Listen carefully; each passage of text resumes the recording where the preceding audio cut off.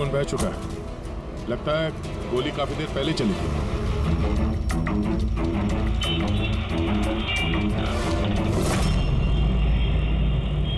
ये सब कैसे हुआ मिस्टर आशुतोष?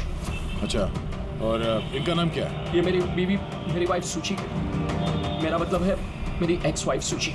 Ex wife? ये सब कैसे हुआ? पता नहीं सर, मुझे कुछ पता नहीं चला सर। कुछ मालूम नहीं?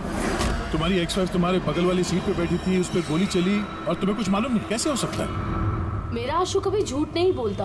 अगर वो कह रहा है कि उसे पता नहीं चला तो आई एम श्योर उसे पता नहीं चला होगा। आप जी, मैं मिहिका, इनकी प्रेजेंट वाइफ।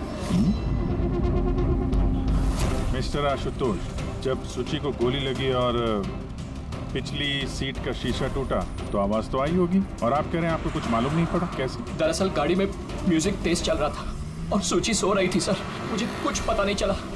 वो बंदा कुछ सामान बेचने आया, उसने जब मुझे बताया तब मुझे पता चला कि सूची। गाड़ी में म्यूजिक चल रहा था और सूची सो रही थी। कमाल है, अक्सर लोगों की नींद जरा से आहट से खुल जाती है और इतने लाउड म्यूजिक में सूची सो रही थी। सर, आपकी बात से पता चल रहा है कि आप मुझ पर शक कर रहे हैं। सर, मैं ऐसा क्यों करूंगा? सूची और मेरा डिवोर्स जरूर हुआ था, लेकिन हम बहुत अच्छे दोस्त थे, हमारे अच्छे ताल्लुकात थे। अब दिनेश से पूछ लीजिए प्लीज। दिनेश? सर, मैं सूची का भाई। आशुतोष सही कह रहे हैं सर। तलाक के बाद भी आशुतोष और सूची में बहुत अच्छे ताल्लुकात थे, कभी कोई मनमुटाव नहीं था। अच्छा, तो आप लोग जा कहाँ रहे थे? हम हमारी बेटी रूही की बोर्डिंग स्कूल से लौट रहे थे। तो ये सूची कार में बैठते ही सो गई या बाद में? सर, दरअसल हमारे बीच में बहस हो रही थी। आशुतोष, रूही का स्कूल बहुत अच्छा है, हमें उसे उस स्कूल से नहीं निकालना चाहिए। सूची, ये स्कूल बहुत ही महंगा है, मैं इसकी फीस अफोर्ड नहीं कर सकता हूँ। लेकिन मैं कर सकती हूँ, और मैं अपनी बेटी की एजुकेशन में कोई कॉम्प्रोमाइज नहीं करने सूची, वाली। मैं तुमसे पैसे नहीं ले सकता। क्यों? ओह, तुम्हारा मेल ईगो आगे आ जाता है ना कि मैं तुमसे ज्यादा कमाती हूँ। चाहते हो हमारे डिवोर्स की भी यही वजह थी। एक औरत एक आदमी से ज्यादा कामयाब कैसे हो रिश्तों में सकती होनी है? चाहिए, पति पत्नी में नहीं। मुझे तुमसे कोई बहस नहीं करनी है, और ना ही इस बारे में कोई और बात करनी है। रूही इसी स्कूल में रहेगी। उसके बाद हमारे बीच में कोई बात नहीं हुई। मुझे लगा कि वो सो गई है। अच्छा, ये जब झगड़ा हो रहा था तो गाड़ी कहाँ पे थी, किस इलाके में? सर, लिंक रोड के सिग्नल पे, केपी थिएटर के पास। और फिर उसके बाद कौन सा रास्ता लिया आप लोगों ने? सर, वहाँ से फिर मैंने लेफ्ट लिया पानी फ्लाईओवर की तरफ। और सीधा यहाँ पे आ गए? जी सर। यानी करीब 2 किलोमीटर तक ये गाड़ी चली। तो इस 2 किलोमीटर के बीच में ही कहीं पे गोली चली है सूची? पंकज, एक काम करो, केपी थिएटर से लेके यहाँ से इधर 2 किलोमीटर दूर तक चेक कर दो। कहीं पे कोई सबूत वगैरह मिलता है क्या? मतलब कांच वगैरह का टुकड़ा टूटा होगा, वो देख लेना। और पैदल जाना। 2 किलोमीटर सर? पैदल चलो। गोली बड़ी अजीब एंगल से लगी है। ये नीचे है, गोली ऊपर से नीचे की तरफ आई है। मतलब गोली चलाने वाले को हाथ ऊपर करना पड़ा होगा फायर करते समय। खुली सड़क पे किसी ने गोली मारी है और किसी ने देखा नहीं। हो सकता है खूनी थोड़ा दूर हो। फिर भी मुश्किल है निशाना लगाना ये चलती गाड़ी पे, और वो भी तब जब खूनी किसी गाड़ी पे हो या बाइक पे। ऐसे निशाना लगाना इतना आसान नहीं है।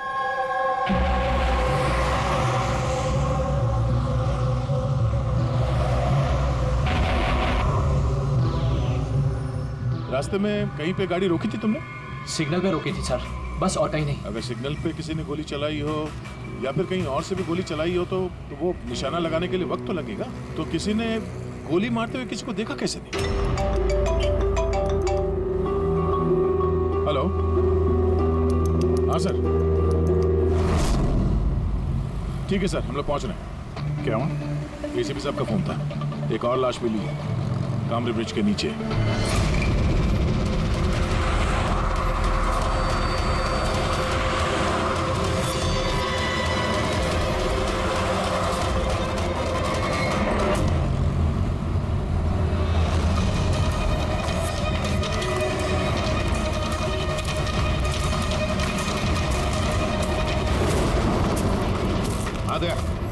सर, आपको पता कैसे चला इस लाश का? लोकल पुलिस को आसपास के लोगों ने कंप्लेंट दी थी। 2 घंटे पहले लाश मिली है। सिर के पीछे घाव है और पीठ पर भी गोली का निशान। सर, एक बात समझ में नहीं आ रही है, इसे किसी ने यहाँ पे मारा या कहीं और मार के यहाँ पे फेंका है? देखते हैं फिर। सर, रोड पर एक लवारिस बाइक भी मिली। मुझे लगता है इसी आदमी की वो बाइक।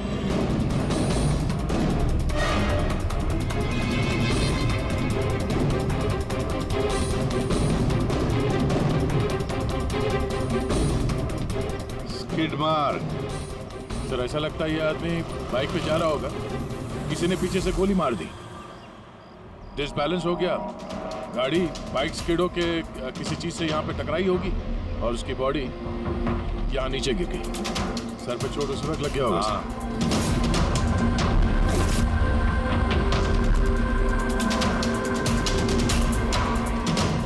सर, समझ में नहीं आ रहा ये आदमी कौन है। इसका कोई आइडेंटिफिकेशन नहीं है। ये मिसिंग पर्सन ब्यूरो में पूछताछ करूं क्या? फ्रेडी, इतनी जल्दी कोई भी मिसिंग पर्सन ब्यूरो में रिपोर्ट दर्ज नहीं करेगा। काम करो, आरटीओ में जाकर इस बाइक का रजिस्ट्रेशन चेक करो। सारे के सारे डिटेल्स मिल जाएंगे, मालिक कौन है वगैरह। दूसरे केस का क्या हुआ, कुछ पता चला? नहीं सर, बड़ा अजीब केस है, समझ में नहीं आ रहा गोली किसने चलाई और कहाँ से। सर वो पूरा इलाका देख लिया सर, लेकिन कोई सुराग नहीं मिला। ट्रैफिक पुलिस ने क्या बताया? सर ट्रैफिक पुलिस वाले, वहाँ के दुकानदार और 2-3 जन और जो खड़े थे उन सबसे पूछा सर, किसी को खून के बारे में कुछ नहीं पता। सर सूची पे गोली चली कहाँ से? देखते हैं। सर मैंने कहा ना आपसे, मुझे नहीं पता कि सूची को गोली कब और कैसे लगी। आशुतोष, दिनेश, मेहिका, सूची के सबसे करीब थे ना तुम तीनों भी? नहीं? तो फिर अब बताओ, सूची की मौत से तुम तीनों में से किसका फायदा होने वाला था? क्या मतलब? सर हम सूची को क्यों मारना चाहेंगे? सर, मेरी सगी बहन थी, सगी बहन। मैं अपनी बहन को क्यों मारूंगा सर? करोड़ों रुपयों के लिए। और क्या? करोड़ों रुपयों के लिए। मुझे क्या फायदा हो सकता था? मेरा और सूची का तो ऑलरेडी डिवोर्स हो चुका था। हो सकता है डिवोर्स ही वो वजह हो। डिवोर्स के बाद भी मैं और सूची बहुत अच्छे दोस्त थे, दोस्त की तरह बर्ताव करते थे। ये भी तो हो सकता है ना कि तुम्हारी अपनी पहली बीवी के साथ जो दोस्ती थी वो शायद तुम्हारी दूसरी बीवी को पसंद ना आई हो। सर आप ये कैसी बातें कर रहे हैं? मुझे इनकी दोस्ती से क्या प्रॉब्लम होगी? मुझे इनकी दोस्ती से कोई प्रॉब्लम नहीं थी। मैं बिल्कुल भी इनसिक्योर टाइप की लड़की नहीं हूँ। अगर सूची की हत्या तुम तीनों में से किसी ने नहीं की तो फिर किसने मारा सूची को? किसने मारा? मैं बताता हूँ आपको। सूची एक एनजीओ में काम करती थी। उसने वहां पर शेली नाम की एक अकाउंटेंट का भांडाफोड़ किया था, क्योंकि शेली पैसे को लेकर हेराफेरी कर रही थी। तुम्हें लगता है कि शेली का हाथ हो सकता है सबके पीछे? या सर, कई बार शेली ने उसको धमकी भी दी थी। सर मुझे तो लगता है कि ये काम पृथ्वी का हो सकता है। अब ये पृथ्वी कौन है? बड़ा ही बदतमीज किस्म का इंसान है, रोमियो टाइप। सूची ने पुलिस में कंप्लेन भी की थी उसके खिलाफ। कुछ दिन के लिए जेल भी गया था। ठीक है, तुम तीनों जा सकते हो। Thank you sir. Thank you sir.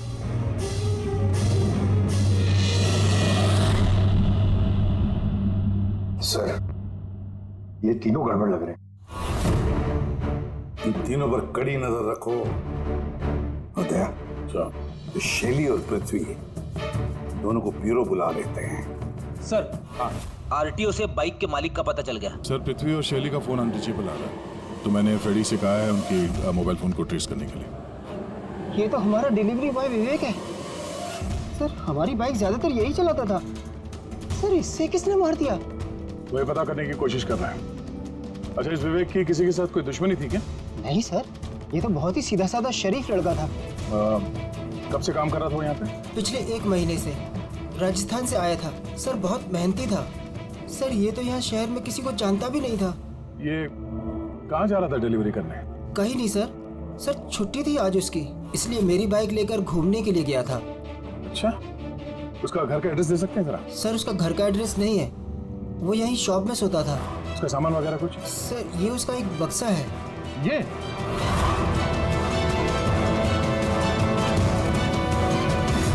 Sir ये विवेक के बॉक्सेस और सारे सामान चेक किए मैंने, उसमें ये सर्कस के पैम्फलेट्स के अलावा और कुछ नहीं मिला। या तो उसे सर्कस बहुत ही ज्यादा पसंद होगा या फिर अपने फ्री टाइम में ये पैम्फलेट बना के वो पैसे कमाता होगा। एक ऐसा मर्डर जिसमें सस्पेक्ट ही नहीं है। आखिर सिर्फ विवेक जैसे गरीब आदमी को मार के किसी को क्या फायदा हो सकता है? यही तो फिर ये सूची का दूसरा मर्डर जिसमें कई लोगों पर हमें शक है, उनमें से कोई भी गाड़ी के पास जाकर के गोली चला सकता था सूची पर? नहीं बस, आई एम सॉरी बट मैं तुम्हारी बात से सहमत नहीं हूँ। कौन सी बात से? यही कि किसी ने इसे पास से गोली मारी। क्या मतलब? मतलब ये यार ये तो राइफल की गोली है। हाँ सर, और ये गोली सूची के गले पर यहाँ इस तरह फंसी हुई थी। गोली राइफल से चली है तो काफी दूर से चली होगी। हाँ बिल्कुल, दूर से भी और बस ऊंचाई से भी। हाँ मैं बताता हूँ। ये देखो बॉस, 50 डिग्री एंगल से सूची को गोली लगी है। गोली यहाँ से आई, उसने कार की खिड़की का शीशा तोड़ा और उसकी गर्दन में आकर के लगी। ये गोली जिस एंगल से आई है सर, कितनी दूर से चली होगी गोली सर? लगभग 70 फीट की ऊंचाई से। किसी बिल्डिंग से गोली चलाई है, स्नाइपर तैयार बैठा था बिल्डिंग के ऊपर गोली चलाने के लिए। काम करो, जरा इस एरिया का मैप निकालो। तो गोली गाड़ी के बाई तरफ से आई थी और बाई तरफ तकरीबन बहुत सारे ये बिल्डिंग्स और हाई राइज टावर्स है सर। तो जिस जगह पे दोनों का झगड़ा हुआ वहां से लेके सूची की लाश जहाँ पे मिली उसके बीच में तकरीबन 15 से 20 टावर्स है। इन्हीं में से किसी एक बिल्डिंग से गोली चली होगी।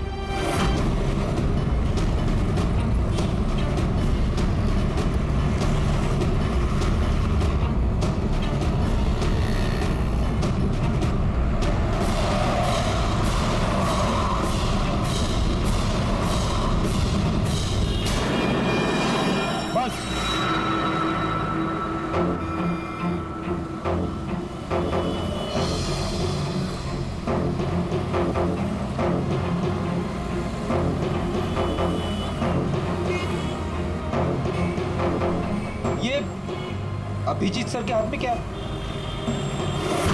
मार्क है फ्रेडी, ठीक उसी हाइट पे जिस हाइट पे सूची पे गोली लगी थी। मेरे हाथ में ये डिजिटल डिस्टेंस रीडर है। इससे ये लेजर लाइट उस मार्क पे अगर ठीक जाता है तो इसका मतलब है कि गोली यहाँ इसी बिल्डिंग से चली है। थोड़ा कॉम्प्लिकेटेड है। ठीक है, ये अभी करके देखते हैं। हाँ दया, मैं तैयार हूँ। ओके अभिजीत, थोड़ा राइट में आना, राइट में। हाँ हल्का, थोड़ा लेफ्ट, बस बस बस, थोड़ा पीछे, थोड़ा पीछे। ये देखा, ये लेजर ठीक उस मार्क पे हिट नहीं कर रहा, लग नहीं रहा वहाँ पे। गोली ऐसे नहीं चली सर। एग्जैक्टली। अरे ये स्नाइपर के पास ज्यादा वक्त थोड़ी ना होगा निशाना इधर उधर करने के लिए जब उसने सूची पे गोली चलाई। एक काम करते हैं, किसी और बिल्डिंग में देखते हैं। ठीक है चलो।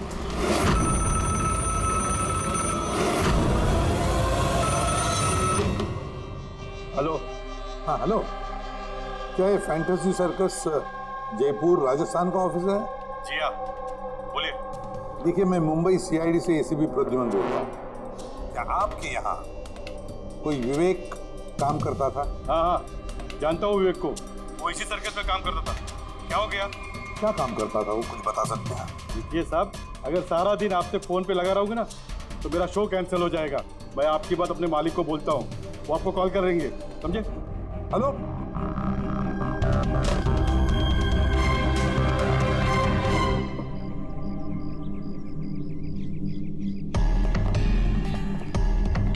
कमाल है सर, बिल्डिंग में वॉचमैन ही नहीं था। लगता है गोली यहीं से चली होगी। देखते हैं। हाँ अभिजीत, रेडी है?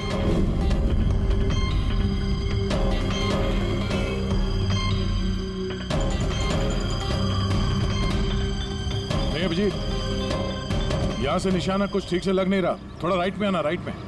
और थोड़ा। हाँ, परफेक्ट परफेक्ट। यहाँ पे लग गया निशाना। इसका मतलब शुचि यहाँ पे थी जब उसको गोली लगी। पंकज, फ्रेडी, जरा देखो आसपास, उस स्नाइपर ने कोई सुराग छोड़ा है क्या? लेकिन यार दया, यहाँ पे कोई स्पीड ब्रेकर तो है नहीं। ऐसा कौन सा स्नाइपर था जो वहाँ बिल्डिंग पे बैठ के इतनी तेज चलती हुई गाड़ी पे ऐसा निशाना लगाए जो शुचि की गर्दन पे जाके लगे? हाँ, ये बात तो है। आशुतोष, जब तुम्हारी गाड़ी ये यहाँ पर थी जी, तभी किसी वजह से तुम्हारी गाड़ी को स्लो करना पड़ा हो या फिर रोकना पड़ा हो, कुछ याद है? हाँ सर, मैं जब ड्राइव कर रहा था तो गाड़ी के आगे एक भिखारी आया था। मुझे ब्रेक मारनी पड़ी थी। भिखारी? हाँ, क्या हुआ? इस तरफ कुछ भी नहीं है। कुछ भी नहीं? वहां भी कुछ नहीं है सर। ये भिखारी दिखने में कैसा था? सर, उसके एक हाथ में बैसाखी थी, लाल रंग का पोटला, गले में गमछा और शायद आधा गंजा था। अभिजीत, इस फ्लाईओवर के नीचे बहुत भिखारी बैठे हुए होते हैं, उन्हीं में से कोई एक होगा। मैंने सुना जो आशुतोष ने बताया भिखारी के बारे में। मैं यहाँ नीचे जाके देखता हूँ। कौन हो तुम लोग? इससे कुछ यहाँ पे आए? तुम यहाँ के वॉचमैन हो, ड्यूटी पे क्यों नहीं थे? मेरी मर्जी। और तुम कौन होते हो मुझे ड्यूटी सिखाने वाले? CID CID जाते हो, तुम्हारे वजह से यहाँ पे एक औरत का खून हो गया। मेरी वजह से खून? किसी ने यहाँ छत से नीचे एक औरत पे गोली मारी, क्या जानते हो उसके बारे में?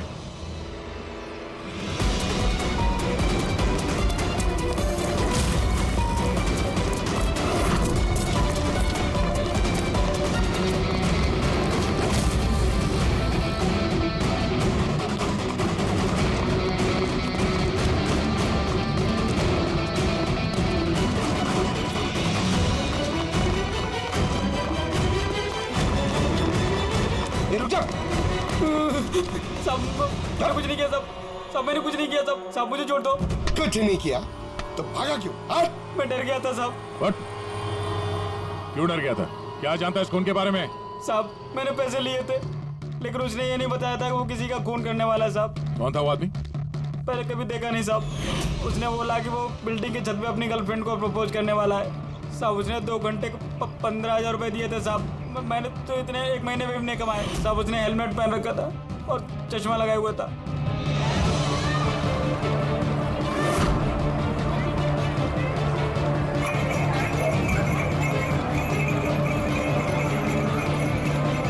अरे सुनो भाई, ओ भाई साहब, ये एक ऐसे आदमी को देखा है जो लाल गमछा बांधता है, अरे लाल रंग की पोटली रखता है और बैसाखी से चलता है? क्या? अरे सुनो भाई यार, एक आदमी को देखा है तुमने जो लाल रंग का गमछा बांधता है, पोटली है उसके पास लाल रंग की, बैसाखी से चलता है? नहीं देखा?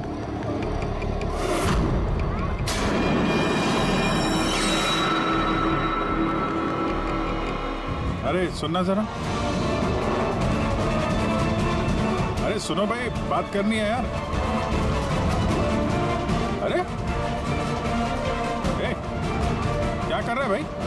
अरे रुको यार।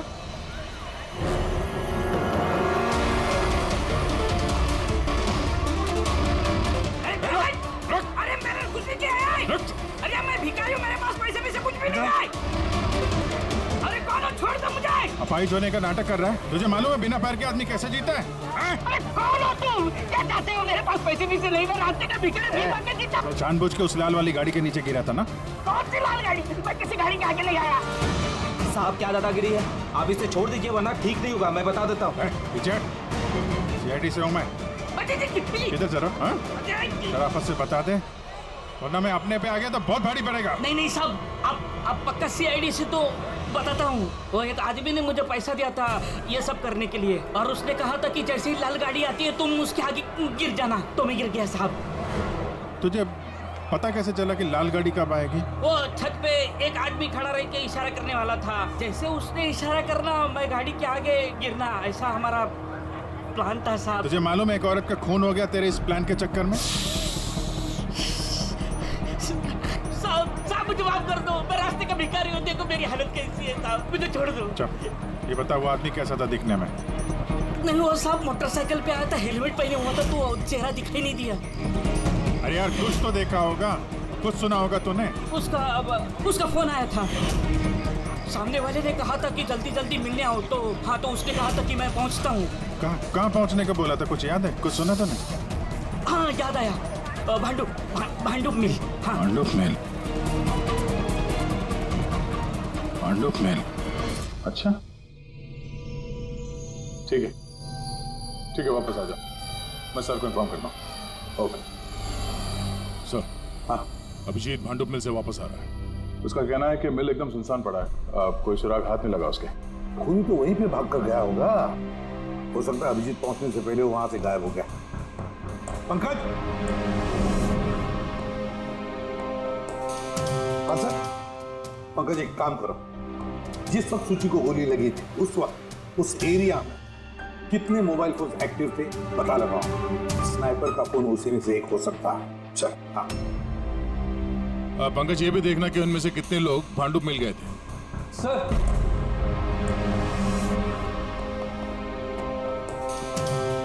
सर अब ये शैली है, एनजीओ अकाउंटेंट। सूची एक एनजीओ में काम करती थी, उसने वहां पर शैली नाम की एक अकाउंटेंट का भांडाफोड़ किया था। और ये पृथ्वी है जिनके खिलाफ सूची ने रिपोर्ट लिखवाई थी। सूची ने पुलिस में कंप्लेन भी की थी उसके खिलाफ, कुछ दिन के लिए जेल भी गया था। आपने सोच भी कैसे लिया कि सूची के खून में मेरा हाथ हो सकता है?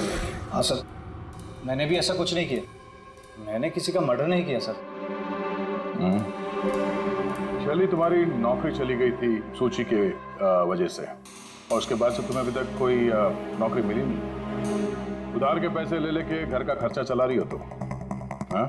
और पृथ्वी, एक हफ्ते तक तुम्हें जेल में रहना पड़ा, अपने मोहल्ले में काफी बदनामी हुई तुम्हारी, क्यों?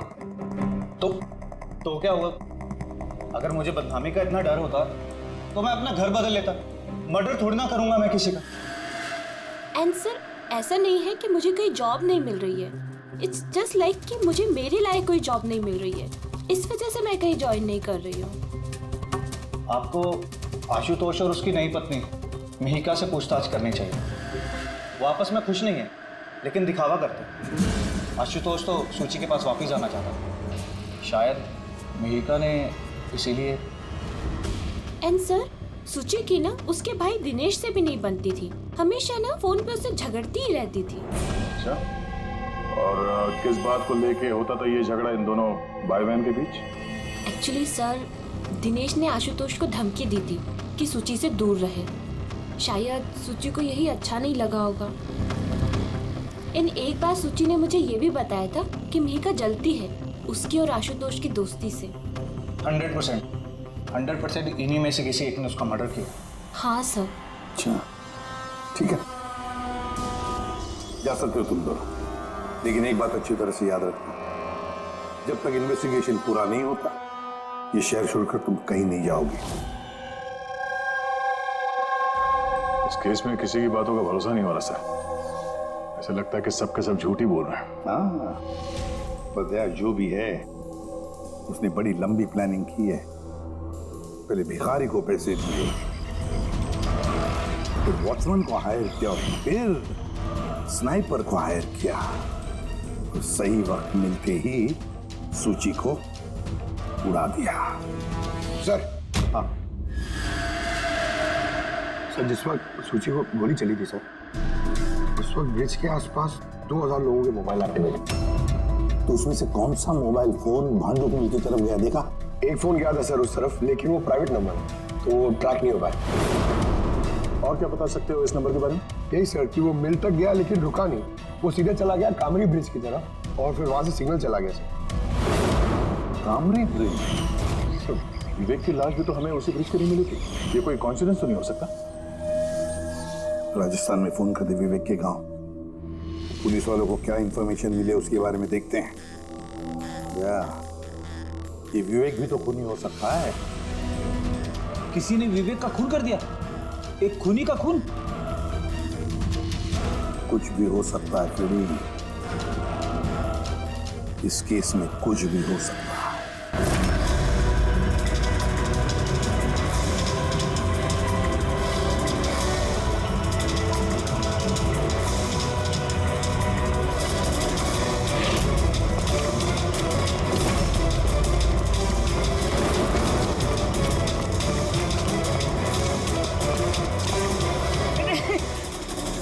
बार बार भागता क्यों है? हैं? अरे हाँ, बार बार मेरे पीछे पड़ते हो, क्यों पड़ते हो मेरे पीछे? बात करनी है तेरे से। मुझे नहीं बात करनी है। बहुत हुआ साहब, आप हम लोगों को इस तरह परेशान नहीं कर सकते। कोई परेशान नहीं कर रहा, हम अपना काम कर रहे हैं, जाओ। हमको कुछ नहीं सुनना है, जाइए यहाँ से। अरे एक आदमी का खून हो गया, समझ में नहीं आता। हाँ तो क्या हम लोगों ने खून किया है? हाँ, हम लोग गरीब लोग हैं, भीख मांग के खाते हैं, तो इसका मतलब हम पे इल्जाम डाल देंगे आप लोग? हाँ देखो ना।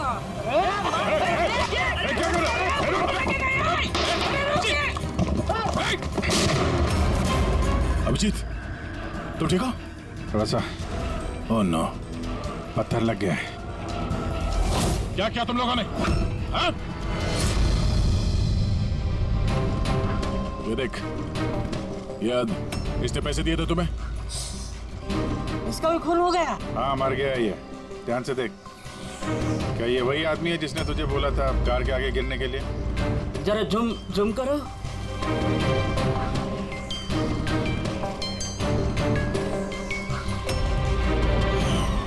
ऐसी घड़ी उसने भी पहनी थी। शायद जिसने पैसे दिए होंगे इस आदमी को, उसी ने सबूत मिटाने के लिए इसे भी मार दिया। हाँ पंकज। हाँ अच्छा, ओह ठीक है ठीक है, okay okay thank you. Pankaj का फोन था, बता रहा था कि विवेक राजस्थान में किसी सर्कस में काम कर रहा था, निशानेबाज था। 1 महीने पहले उसने सर्कस की नौकरी छोड़ दी। कह रहा था कि मुंबई में कोई अच्छी नौकरी लगी है उसे, और हाँ जाते जाते वहां से वो राइफल वो भी चुरा के ले गया। राइफल चुरा के आया था? सुच्चे की सुपारी लेकर आया होगा यहाँ पे, और ये दुकान पे इसलिए काम कर रहा था ताकि किसी को शक ना हो। हाँ, और इस पूरे जुर्म का जो मास्टरमाइंड है वो राजस्थान तो गया होगा इस विवेक को सुपारी देने के लिए। है कौन ये मास्टरमाइंड जो आंखों के सामने रहकर भी नजर नहीं आ रहा है?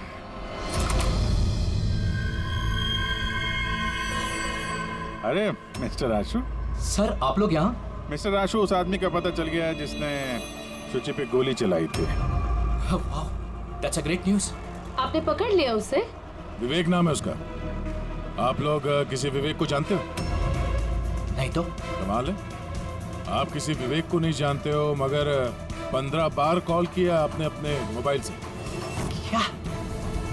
सर मैं जब किसी विवेक को जानता ही नहीं हूँ तो मैं उसे फोन क्यों करूँगा? सिर्फ इतना ही नहीं, उससे मिलने तुम राजस्थान भी गए थे। सर्कस में उसकी गोली चलाने की कला तुम्हें इतनी पसंद आ गई थी कि सूची को मारने का कॉन्ट्रैक्ट भी दे दिया उसे। क्यों? 1 मिनट सर, 1 मिनट। ये बात सच है कि मैं बिजनेस ट्रिप के लिए राजस्थान गया था, लेकिन मैं कोई सर्कस में नहीं गया था। और मैं जब कोई विवेक को जानता ही नहीं हूँ तो मैं उसे फोन क्यों करूँगा? तो क्या ये तुम्हारे फोन रिकॉर्ड झूठ बोल रहे हैं? सर ये हो सकता है कि मेरे फोन से किसी और ने फोन किया हो मेरी गैर मौजूदगी में। अच्छा, तो आप अपना फोन ऐसे ही लापरवाही से इधर उधर छोड़ देते हैं क्या? नहीं सर। हाँ सर। अच्छा ठीक है sir, okay sir, okay. Doctor Salunkhe का फोन था, हमें फॉरेंसिक लैब में बुलाया आशुतोष को लेके। बस सुची यहाँ बैठी हुई थी इस सीट पे, और ये इस सीट का हिस्सा है जो पीछे की तरफ, और ये है वो लीवर जिससे सीट आगे पीछे होती है, और इस लीवर को जाम कर दिया गया है। लीवर को जाम कर दिया गया है? हाँ यार, बस यही सुना कैसे? इसके लिए आपने हमको वहां से बुलाया? पंकज क्या तेरी पूरी बात सुनो ना। सुराग ये नहीं है कि ये लीवर अटका हुआ है, सुराग ये है कि इसे जानबूझकर पीछे अटकाया गया। और सर सीट जानबूझ के कोई खराब क्यों करेगा? यही तो हम लोग भी सोच रहे थे। आशुतोष, ये तुम्हारी इस गाड़ी की सीट कब से ऐसी है, कब से पीछे अटकी पड़ी है? सर परसों रात तक तो ठीक थी, लेकिन कल सुबह जब निकला तो रिक्लाइन काम नहीं कर रहा था। मेरे पास ठीक कराने का वक्त नहीं था, इसलिए ऐसे ही निकल पड़ा। सालुंकी साहब, सीट खराब होने का इस केस से क्या लेना देना? लेना देना है पहले, और लेना देना यह है कि खूनी चाहता था कि सीट पीछे अटकी रहे ताकि सूची की पोजीशन ऐसे रहे पीछे की तरफ। सर अगर वो आगे बैठती या पीछे बैठती तो उससे खूनी को क्या फर्क पड़ता? उन्हीं तो गोली चलाने वाला था ना। यार पंकज, तुम एक काम करो, यहाँ ड्राइविंग सीट पे बैठ। सारिका, तुम सूची की जगह। हाँ। अब मान लो कि मैं सूची हूँ, तो जब मैं इस सीट पे बैठी थी तब मेरा सर ऐसे था। बॉस, सूची का सर यहाँ होने का फायदा खूनी को तब मिलता जब उसका एम सूची नहीं, ड्राइविंग सीट पर बैठा हुआ आदमी होता, मतलब आशुतोष होता। लेकिन आशुतोष को किसी भी वजह से बहुत जबरदस्त ब्रेक लगाना पड़ा। ब्रेक की वजह से झटका लगा और झटके में सूची आगे आई और बॉस, गोली आशुतोष को लगने की बजाय सूची को लग गई। सर, इसका मतलब आशुतोष खूनी नहीं है, बल्कि कोई उसका खून करना चाहता है।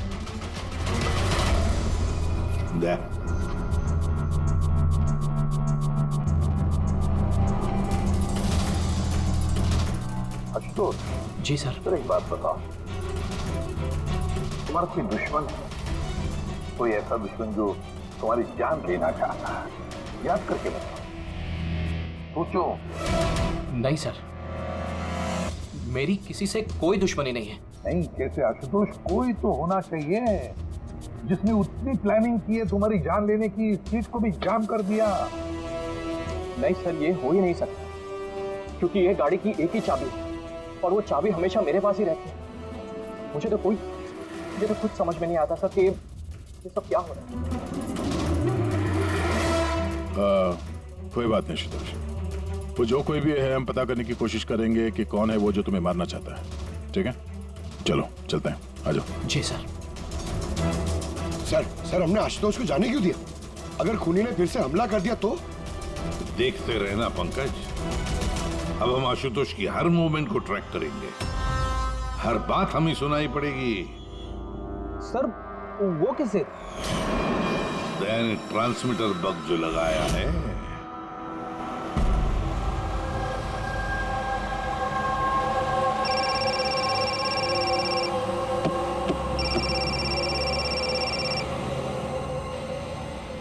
हेलो, हाँ बोलो। अच्छा, तो आ जाओ घर पे। वहां पर वो जगह तो बंद है ना?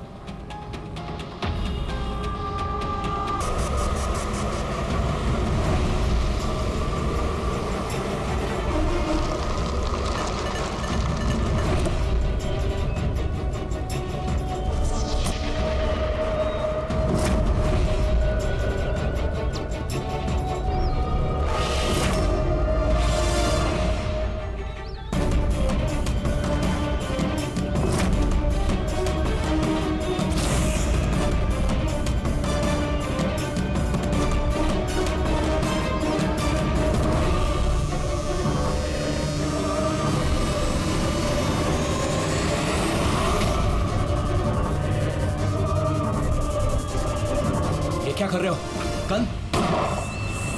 माय गॉड, गोलियों की आवाज है। जल्दी चलो, कहीं और एक खून ना हो जाए। सब बस पहुंच ही रहे हैं हम लोग। सर, हाँ, हमारा ये वाला जो सस्पेक्ट है सर, अभी खबर आई कि ये भी राजस्थान गया था आशुतोष का पीछा करते करते। ये तो आशुतोष के बिल्कुल करीब था।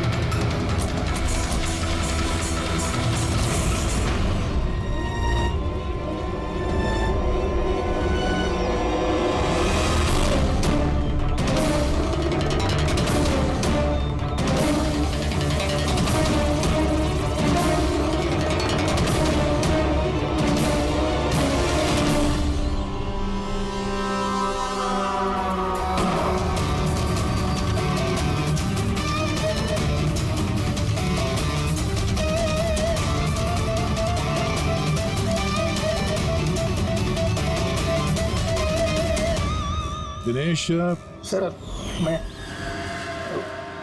सूची का भाई। मर गया सर। मैंने कुछ नहीं किया सर। ये मुझे मारना चाहता था सर। ये मारना चाहता था मुझे। क्यों मारना चाहता था इसमें? सर इसे लग रहा था कि इसकी बहन की बर्बादी का जिम्मेदार मैं हूँ। शादी के बाद सुची डिप्रेशन में चली गई थी और उसे अपने आप को मारने की भी कोशिश की। और ये सब मैं नहीं जानता था सर, बिल्कुल नहीं जानता था। जाने अनजाने में इन दोनों की मौत का जिम्मेदार मैं बना हूँ। जाने अनजाने। पंकज, इसे जरा छांव में बिठा दो। मेरी फोरेंसिक लैब भेज दो।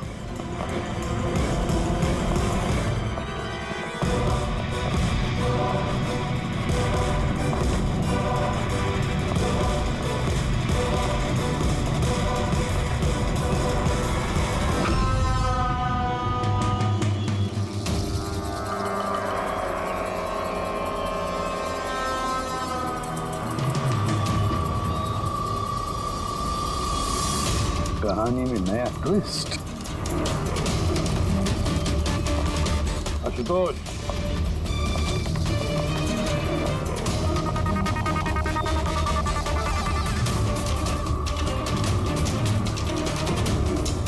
जानते हो क्या है ये? नहीं सर, मुझे नहीं पता। नहीं पता? अभी जान जाओगे। पंकज, तलाशी लो उनकी। मगर क्यों? हाथ ऊपर करिए, पता चल जाएगा आपको। सर मैंने कुछ नहीं किया, मैं बेकसूर हूँ। आप मेरी तलाशी क्यों ले रहे हैं? मेरा यकीन मानिए सर, मेरे पास कुछ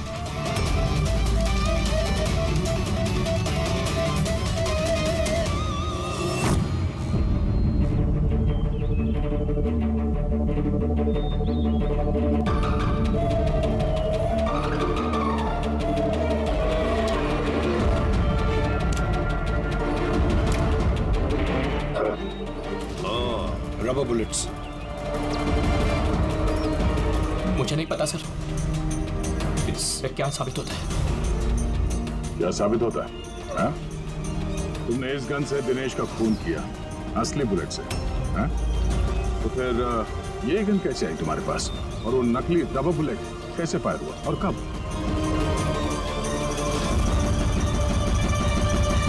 सब प्लान मैंने किया था sir. A to Z plan मेरा था। सूची की मौत, दिनेश की मौत, और वो प्लान भी यही था कि आप लोगों को यही लगे कि सूची की मौत गलती से हुई थी, बल्कि असली टारगेट मैं था। और आप लोगों का शक दिनेश पर जाए। लेकिन सारा प्लान मिट्टी में मिल गया, सब कुछ मिट्टी में मिल गया। क्यों मारा तुमने सूची को? क्या मिला तुम्हें सूची को मारकर? सूची मेरी बेटी रूही को लेकर हमेशा हमेशा के लिए देश छोड़कर जा रही थी सर, और ये बात उसने मुझसे छिपाई थी। आप ही बताइए सर, अपनी इकलौती बेटी को खुद से दूर कैसे करने देता?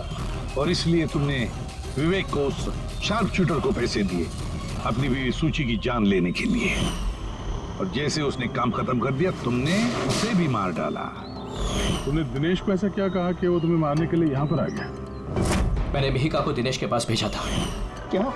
हाँ दिनेश, मुझे अभी पता चला कि आशुतोष ही तुम्हारी बहन की मौत का जिम्मेदार है और वो तुम्हें भी मारना चाहता है। नहीं, मैं उसे छोड़ूंगा। दिनेश, पागल हो गए हो क्या? खून करोगे तो? उसने मेरी बहन को मारा, मेरी बहन को। एक पत्नी को मेरी बहन को मारते उसे कुछ नहीं लगा। नहीं, कुछ भी हो जाए मैं उसे छोड़ नहीं सकता। मैं उसे नहीं छोड़ सकता। मेरी बात तो सुनो। और मौका मिलते ही उसकी गन बदल दी। जो गोलियां दिनेश तुम पर चला रहा था वो नकली थी? हाँ, लड़ाई के दौरान मैंने गन बदल दी थी ताकि आप लोगों को लगे कि आत्मरक्षा के लिए मैंने दिनेश को मारा है, और आप लोगों के सामने मैं बेगुनाह दिखूं। क्या छोड़ा तुमने अपनी बच्ची के लिए? ना मां ना बाप। उसी बच्ची को पाने के लिए तुमने उसी की मां को मार डाला, और फिर इस जुर्म में तुम भी जिंदगी भर जेल की सलाखों के पीछे सड़ते रहोगे। बताओ आशुतोष, क्या मिला तुम्हें अपनी बच्ची को इस तरह से अनाथ करके? हाँ?